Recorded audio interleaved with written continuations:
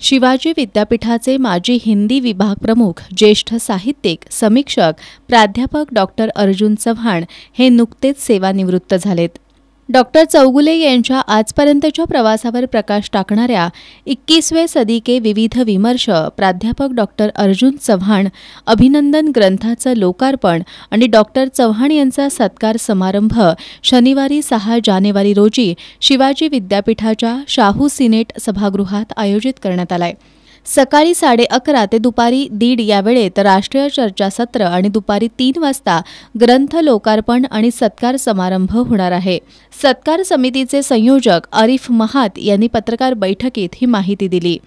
या कार्यक्रमाला भोपाळमधील अटल बिहारी वाजपेयी हिंदी विद्यापीठाचे माजी कुलगुरू डॉक्टर मोहनलाल छिपा, शिवाजी विद्यापीठाचे कुलगुरू डॉक्टर डी.टी. शिर्के उपस्थित राहणार आहेत.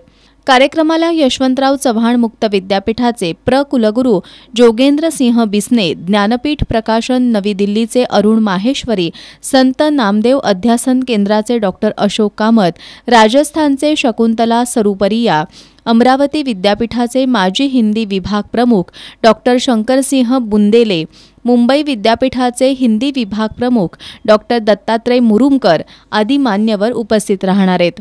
पत्रकार बैठकीला जहांगीर शेख, अनिल मकर उपस्थित होते.